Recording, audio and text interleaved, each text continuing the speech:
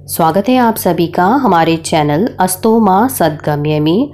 आज हम गरुड़ पुराण का तीसरा अध्याय करेंगे। भगवान के कहने पर गरुड़ जी ने उनसे निवेदन किया कि हे प्रभु, इस पूरे यम मार्ग को पार करके जीव जब यमलोक में पहुंचता है तो वहां जाकर कौन कौन सी यातनाएं भोगता है, अब आप मुझे यह बताइए। गरुड़ जी के यह प्रश्न करने पर भगवान नारायण बोले कि मैं तुम्हें आद्योपांत इसका वर्णन करता हूँ। यह नरक वर्णन ऐसा है जिसे सुनकर मेरे भक्त लोग भी कांप जाते हैं और तुम भी कांप जाओगे। हे गरुड़, बहुबीतीपुर के आगे 44 योजन के विस्तार का बड़ा भारी धर्मराज का नगर है। यमपुर में पहुंचकर जीव हाहाकार पूर्वक चिल्लाता है। उसके इस तरह चिल्लाने को सुनकर यमपुर में रहने वाले धर्मध्वज नाम के द्वारपाल उसके विषय में चित्रगुप्त से जीव के सब शुभ अशुभ कर्मों को कहता है। इसके बाद चित्रगुप्त जाकर उस प्राणी के शुभ अशुभ कर्मों को धर्मराज से निवेदन करते हैं। हे गरुड़, जो नास्तिक है, सदा पाप कर्म में लगे रहते हैं, धर्मराज उन्हें भली भांति जानते हैं। उस पर भी उनके पापों को चित्रगुप्त से पूछते हैं। फिर चित्रगुप्त सब कुछ जानते हुए भी मनुष्य के पापों को श्रवण से पूछते हैं। स्वर्ग, भूमि, पाताल में विहार करने वाले श्रवण ब्रह्मा के पुत्र हैं और उनको दूर से सुनने और दूर से देखने के का विशेष ज्ञान है। उनकी स्त्रियां भी उन्हीं के समान दूर तक देखने और सुनने वाली होती हैं। स्त्रियों के जितने काम हैं उनको वे सब अच्छी तरह जानती हैं। वे सब श्रवण श्रावणी मनुष्यों के छिपे हुए कर्मों, प्रकट किए हुए कर्मों, कही हुई बातों तथा व्यवहार और किए हुए कार्यों के तत्व को जानते हैं। वे सब उसी तरह चित्रगुप्त से कह देते हैं। धर्मराज के दूत मनुष्यों के मन, वचन और शरीर से किए शुभ अशुभ संपूर्ण कर्मों को भली भांति जानते हैं। सत्य बोलने वाले श्रवण लोग मनुष्य और देवताओं के सभी कर्मों को जानने की शक्ति रखते हैं, अतः वे सबकी बातें धर्मराज से कह देते हैं।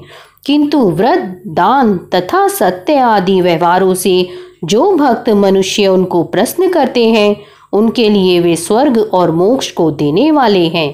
वे सत्यवादी श्रवण पापियों के पाप कर्म को जानकर धर्मराज के सामने कहकर पापियों के लिए दुखदाई होते हैं।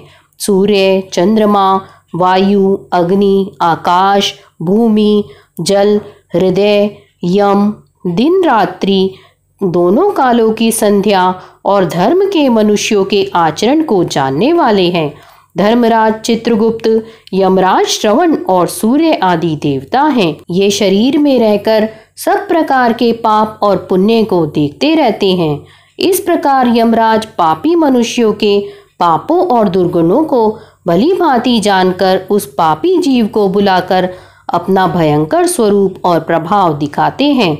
वह पापी प्राणी दंड हाथ में लिए बहुत लंबे शरीर वाले भैंसे के ऊपर बैठे हुए यमराज के भयंकर स्वरूप को देखता है। उनका प्रलय काल के मेघ के समान गर्जन है। कज्जल पर्वत के समान ऊंचा और काला शरीर है, जो बिजली के समान चमकने वाले शस्त्रों को धारण किए हुए है। वे 32 भुजाओं वाले हैं। उनका 3 योजन का विस्तृत शरीर है। बावली के समान विशाल नेत्र हैं, जिनके भयानक दांत और मुख, लाल नेत्र और लंबी नासिका है। काल, ज्वर, व्याधि आदि की सेना के सहित मंत्री चित्रगुप्त भी भयानक आकृति के हैं और उनके साथ यमराज के समान आकृति वाले यमदूत लोग भी अत्यंत भयानक गर्जन करते हैं। उन यमराज को देख भयभीत होकर वह पापी प्रेत हाय कह पुकारता है और दान धर्म न करने से वह पापी जीव पुनः चिल्लाता है। ऐसे चिल्लाते हुए और अपने कर्मों को सोचकर पछताते उस जीव से चित्रगुप्त जी यमराज की आज्ञा सुनाते हैं कि अरे पापियों, मूर्खों, तुम लोगों ने अभिमान से प्रमथ होकर क्यों पाप को इकट्ठा किया है। काम, क्रोध और पापियों की संगति से उपार्जित इस दुख देने वाले पाप को तुमने क्यों किया है। वे कहते हैं कि तुम पहले बड़े हर्ष से पाप कर्म करते हो और वैसे ही हर्षित होकर यातना भी भोगो। अब तुम क्यों दुखी होते हो? तुम्हारे किए हुए पाप ही तुम्हारे दुख के कारण हैं। इसमें कुछ धोखा नहीं किया जाता है। मूर्ख या पंडित में प्रबल, निर्बल में दरिद्र, धनवान में यमराज समान बर्ताव और न्याय करने वाले हैं। चित्रगुप्त के वचन को सुनकर पापी जीव अपनी कमी को सोचता हुआ मौन होकर निश्चल हो जाता है। धर्मराज भी चोर की तरह निश्चल बैठे उस प्राणी को देखकर उसके लिए शुभ अशुभ कर्मों के योग्य दंड की आज्ञा उसको देते हैं। उसके उपरांत वे निर्दयी दूत ताड़ना देकर कहते हैं कि हे पापी निर्दय, तुम घोर और भयंकर नरक को जाओ। यमराज की आज्ञा पाकर दुर्दंड, प्रचंड, चंड आदि दूत उन सब पापियों को एक फंदे में बांधकर नरक की ओर ले जाते हैं। वहां जलती हुई अग्नि के समान महाविशाल एक वृक्ष है। उसका विस्तार 5 योजन का है। 1 योजन की उसकी ऊंचाई है। उस वृक्ष की डाली में नीचे को मुख करके उस पापी प्राणी को सीकड़ से बांधकर भयंकर ताड़ना देते हैं। उस वृक्ष में बंधा हुआ जलता हुआ जीव रोता है, परंतु वहां उसकी रक्षा करने वाला कोई नहीं रहता। उस सेमल के वृक्ष में अनेक पापी लटके हुए यातना भोगते हैं और भूख प्यास से पीड़ित होते हुए यमदूतों द्वारा ताड़ित किए जाते हैं। सहायक हीन वे पापी दूतों से हाथ जोड़कर कहते हैं कि हे दूतों, हमारे अपराध को क्षमा करो। इस प्रकार कहने पर भी उन पापी प्राणियों को लोहे की लाठी, मुद्गर, तोमर, गदा और भाला तथा मूसल आदि से यमदूत मारते हैं। मारने से जीव मूर्छित हो जाते हैं।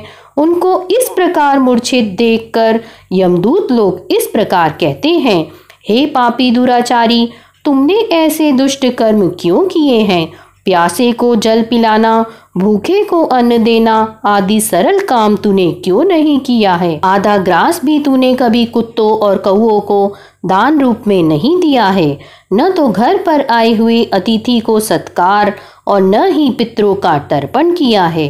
हे जीव, अपनी यातना खाने के लिए न तो तूने कभी यमराज तथा चित्रगुप्त का ध्यान किया और न ही कभी इनके मंत्रों का जाप किया।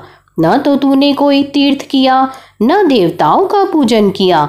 गृहस्थ आश्रम में रहते हुए भी तूने कभी अन्न दान नहीं किया, जिससे तुझे इतनी यातना न भोगनी पड़े।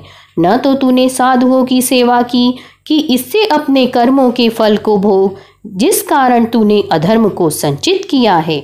इसलिए यमराज की आज्ञा से दंड भोग। हरि भगवान ही अपराध के क्षमा करने वाले हैं। हम लोग तो उनकी आज्ञा से दंड देने वाले हैं। ऐसा कहकर वे निर्दयी होकर ताड़ना करते हैं। जलते हुए अंगार के सदृश ताड़ने से वे नीचे गिर जाते हैं। उनके गिरने से पत्तों की तरह शरीर कट जाता है और उन जीवों को वृक्ष के नीचे रहने वाले कुत्ते खाते हैं। इनसे वे पापी रोते हैं।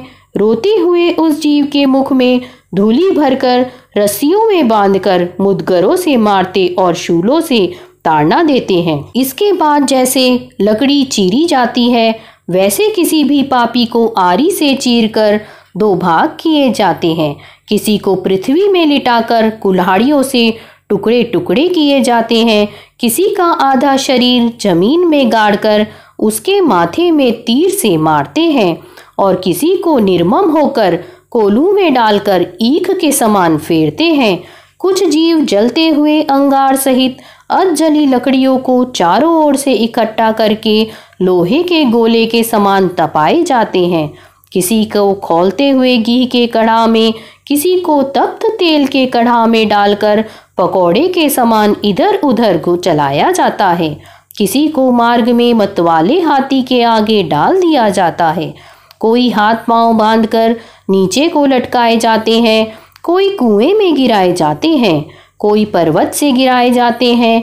कोई कीड़ों के कुंड में डुबाए जाते हैं और कोई कीड़ों से कटवाए जाते हैं। उन सब जीवों के वज्र के समान कठोर चोंच वाले मांस को चाहने वाले गिद्ध और कौवे आदि चोंचों से शरीर को नोचते हैं। आंखों में ठोंठ मारते तथा मुंह के मांस को चोंच से काटते हैं। कोई अपने ऋण को मांगता है, अब तुमको मैंने यमलोक में देखा है, तुमने मेरा धन खाया है। नरक में ऐसे झगड़ा करने वाले पापियों के मांस सिंडासी से काटकर यमदूत लोग उन मांगने वालों को देते हैं। यम के दूत इस प्रकार उन पापियों को दंड देकर यम की आज्ञा से अंधतामिश्र आदि अनेक नरकों में डाल देते हैं। नरकों में तो अनेक प्रकार के दुख भोगने ही पड़ते हैं, परंतु उस सेमल वृक्ष के नीचे जो ताड़ना दी जाती है वह मुख से पूरा तरह वर्णित नहीं की जा सकती।